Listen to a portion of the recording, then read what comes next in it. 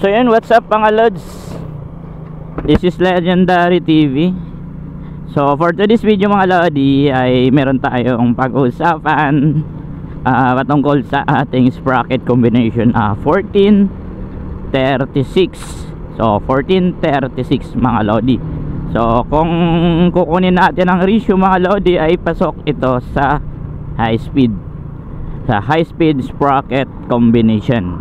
Ayan. So yung ratio nito mga lodi 2.57. Ayan. So dahil ang ratio ng high speed mga lodi ay 2.7 and below, or 2.7 pababa yung ratio ng ating sprocket. So paano nga ba natin nakuha yung ratio mga lodi? So basic lang yan. So sprocket natin sa likod, i-divide mo lang yung sprocket natin sa engine. So makukuha mo na ang ratio ng iyong sprocket na ginagamit. So yun ang pag-usapan natin lodi. So advantage and disadvantage ng ating 1436.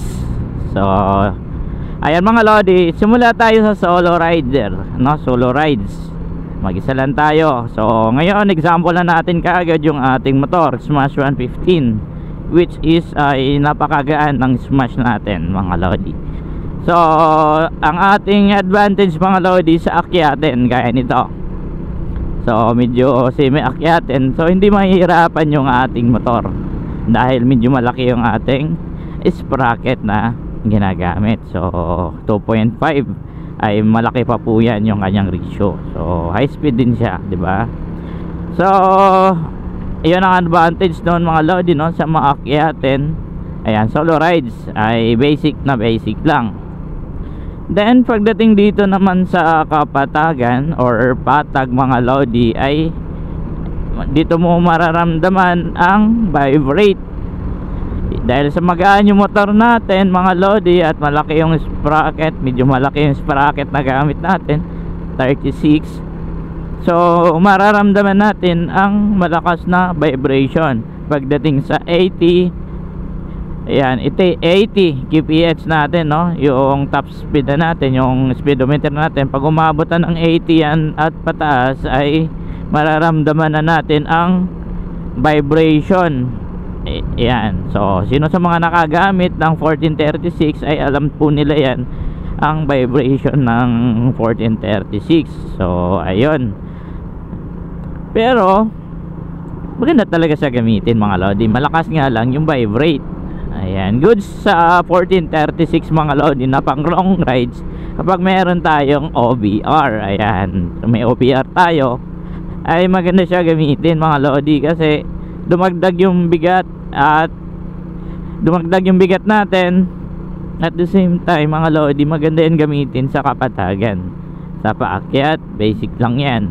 Pero kung solo rides ka mga lodi ay medyo pag-isipan mo lang muna yung 1436 kasi I suggest kapag nag long ride ka then puro namang patag yung dinadaanan mo, mas okay yung 1434 or 1536.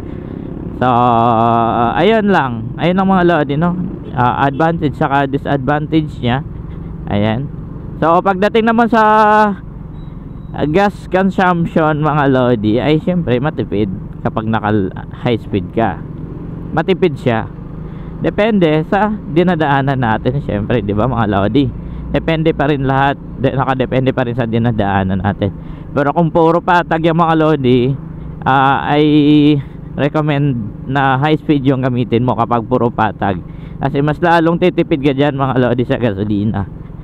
Unlike dun sa malalaki talaga na sprocket, kapag dating sa kapatagan talagang gagastos ka sa gasolina. So sobrang lalakas na ng piga mo, mabagal pa rin yung takbo ng motor mo. Ayan, kaya kapag nag long rides ka, pili ka lang dyan sa mga high speed sprocket combination na gagamitin mo.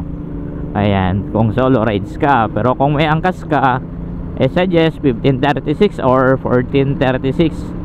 Ayan, goods na goods yan para hindi masyadong hirap yung motor mo sa patag at sa mga akyatin mga lodi. So Yun lang siguro mga lodi, no? Sana may nakuha kayong konting tips sa ating video ngayong araw. Ayan, so ride safe po lagi mga lodi. Ingat po.